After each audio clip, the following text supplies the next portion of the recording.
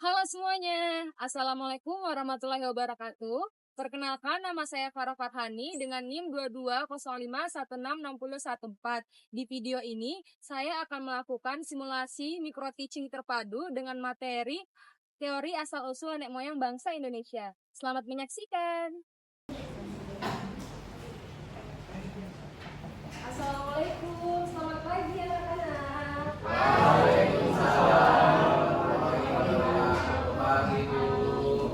Kok jawabnya masih pada lemes nih, pada belum sarapan ya? Oke, nggak apa-apa, nanti setelah jam pelajaran ibu bisa langsung sarapan ya, biar nanti jam kedua bisa lebih semangat. Nah, sebelumnya ibu ulang lagi salamnya, tapi jawabnya harus lebih semangat ya. Oke, Assalamualaikum warahmatullahi wabarakatuh. Waalaikumsalam warahmatullahi wabarakatuh. Oke, gimana kabarnya hari ini? Sehat? Sehat. Sehat? Ya, alhamdulillah. Nah, sebelum kita mulai pelajaran, alangkah baiknya kita berdoa terlebih dahulu agar ilmu yang kita dapatkan hari ini bisa menjadi berkah. Ketua kelas bisa dipimpin dengan banyak berdoa. Teman-teman, sebelum kita memulai pelajaran hari ini, mari kita membaca doa. Membacalah yang dimulai.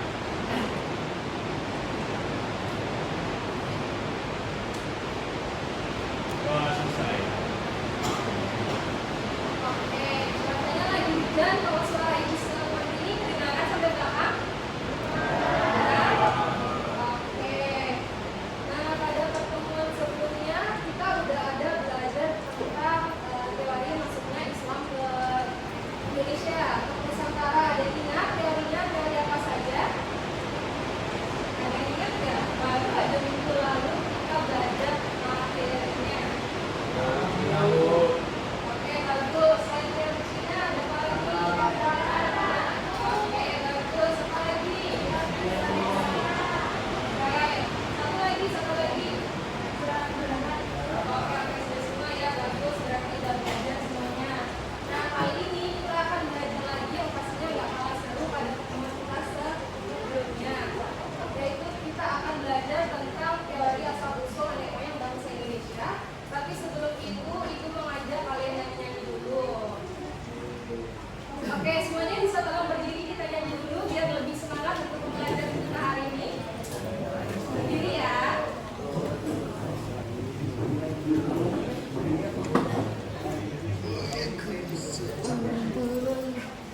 Ini yang Dua, tiga.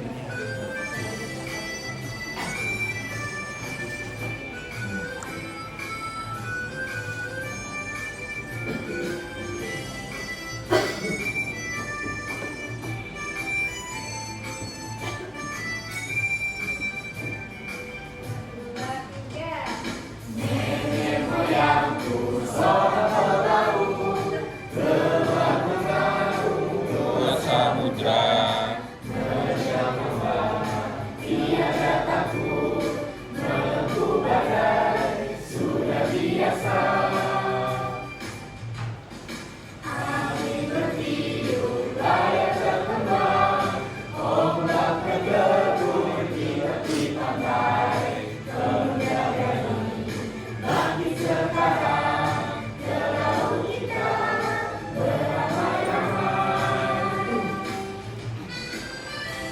Oke, kita cukupkan sampai sini. Tepuk tangan. Silakan duduk ya. Nah, kalian tadi pasti sudah pernah dengar kan ya lagu dari nenek moyangku seorang pelaut. Nah, menurut kalian siapa sih sebenarnya nenek moyang itu yang sering banget kita dengar nenek moyang, nenek moyang? Saya Bu. Oke, silakan Alia. Nenek moyang itu orang yang dianggap sebagai leluhur orang tua, kakek, nenek yang telah hidup jauh dari kita. Oke, bagus sekali jawabannya Alia. Tepuk tangan dong Alia. Oke, jadi nenek moyang juga bisa disebut sebagai orang yang sudah hidup jauh di atas kita ya. Nah, selain itu, kenapa juga nih ya nenek moyang kita itu digambarkan sebagai seorang pelaut? Kenapa nggak seorang pengusaha? Kenapa nggak seorang pedagang? Ada yang tahu nggak alasannya kenapa? Mungkin ibu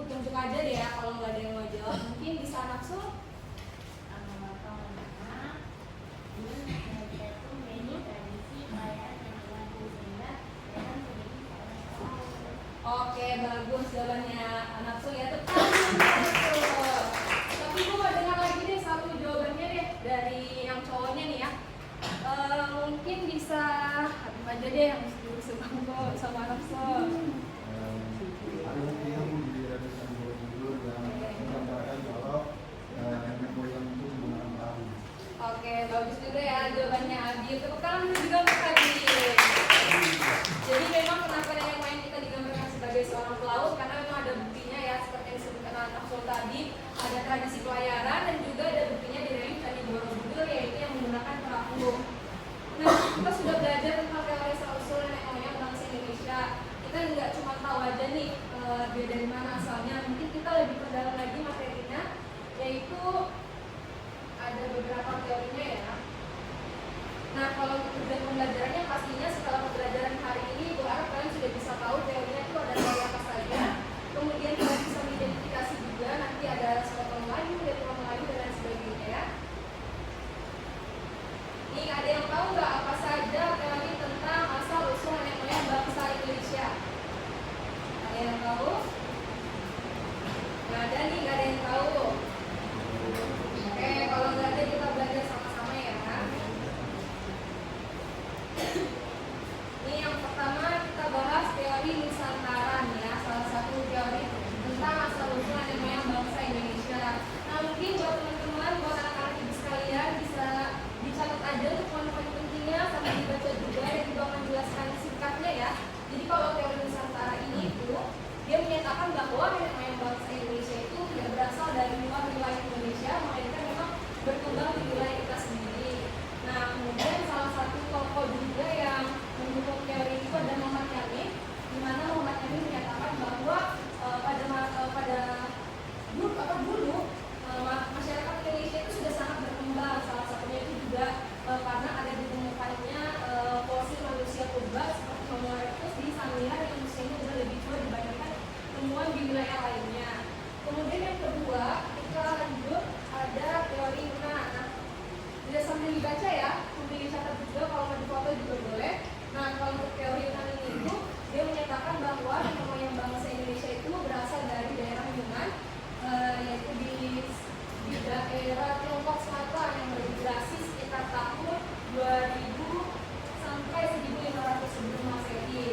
Itu ada buktinya juga, ada pendidikan budaya, bahasa, serta artefak seperti kapak batu yang menjadi bukti kedatangan mereka. Kemudian teori yang ketiga yaitu ada teori out of Taiwan ya. Kalau teori ini menyatakan bahwa nenek moyang bangsa Indonesia itu sebenarnya dari bangsa Australasia yang kemudian mereka menyebar dari Filipina lalu ke Indonesia dan wilayah Pasifik ke wilayah Pasifik. Kalau untuk buktinya yaitu ada kesamaan bahasa dan budaya antara penduduk Taiwan, Filipina dan Indonesia. Kemudian yang terakhir ada teori out of Africa. Kalau teori ini sebenarnya sifatnya lebih umum dan lebih global karena dia itu tidak membahas asal usul manusia yang hanya ada di Indonesia aja, tapi secara keseluruhan, dan ini juga didukung oleh penelitian genetika, terutama DNA mikrobakteria yang menunjukkan bahwa seluruh manusia modern itu memiliki moyang yang sama, yaitu dari Afrika. Oke, sampai sini sudah paham? Atau ada yang mau tanya-tanya dulu? Kalau masih ada yang belum paham, ibu persilakan kalau ada yang mau bertanya. Oke, Zidan, silakan Zidan. Teori Yunan lebih banyak didukung oleh para ahli dibandingkan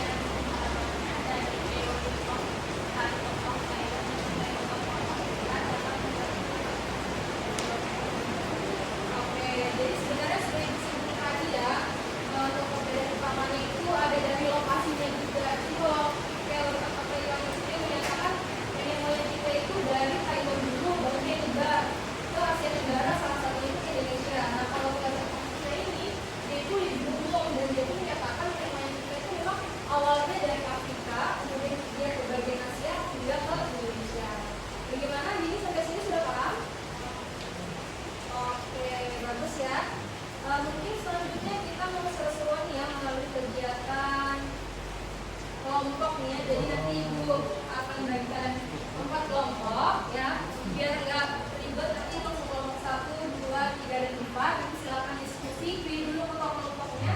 Nanti ketua kelompoknya bisa maju datangi ibu ke depan kelas. Oke, langsung diajak ketua kelompoknya buat maju ke depan. Habis baju nih. Ayo langsung maju yuk. Biar istirahatnya. Tadi udah pada waktu nih.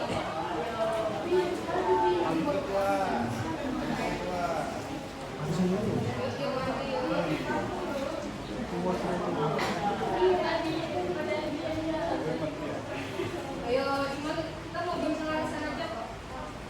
Ya, sekarang sudah semua. Kelompok 1, 2, 3. Ayo, maju yuk. Silakan diambil. Buka ya. Oke, silakan lihat itu kode dompetnya, di situ ada kode.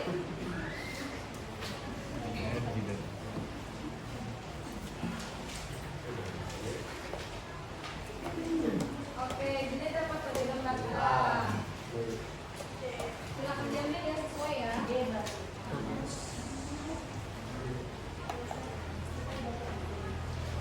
Oke, nah ini sudah ada sekalian KPD-nya. Silakan untuk didiskusikan. Ini sudah ada kirim juga video pembelajarannya di ketua kelasnya ya. Bisa ditonton dulu videonya. Setelah ditonton videonya, baru kalian isi LKPD yang sudah dibagikan tadi. Oke, waktu diskusinya 10 menit. Waktu diskusinya 10 menit ya. Tapi nanti bisa sambil ditonton juga videonya. Yang mau bertanya atau masih bingung sama tugasnya, boleh langsung datang dulu ya.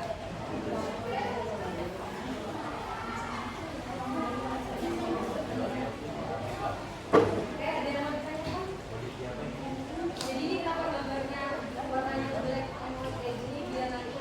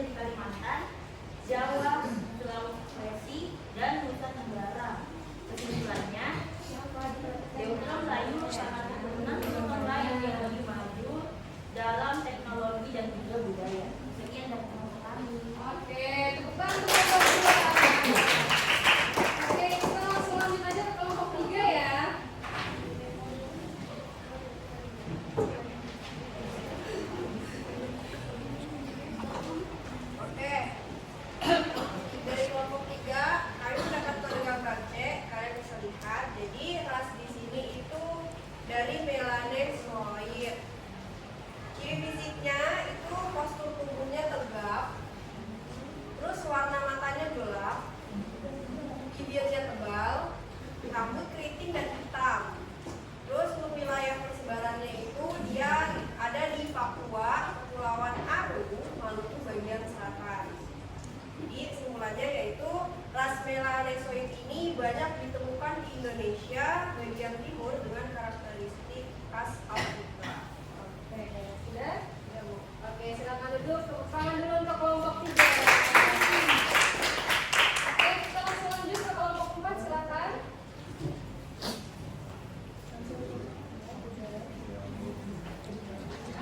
Baik, kita dapat kode gambar A.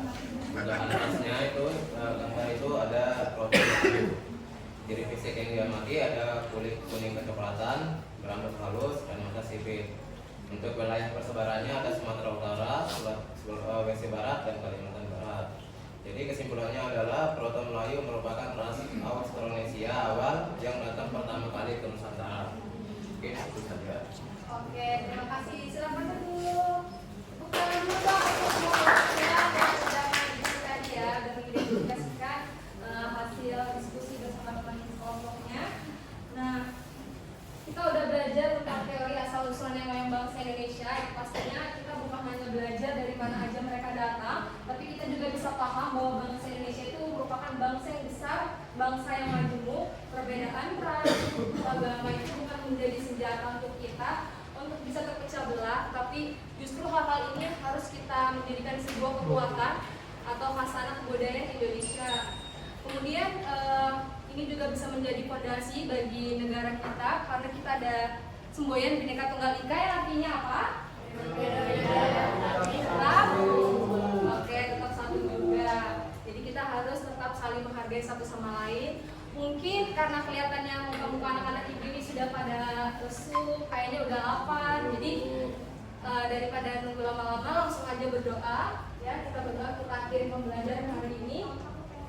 Ketua kelas bisa dipimpin teman-temannya berdoa. Teman-teman, sebelum kita mengakhiri, mari kita berdoa. Berdoa dipersilakan. Selesai. Baik, Ibu akhiri. Wassalamualaikum warahmatullahi wabarakatuh.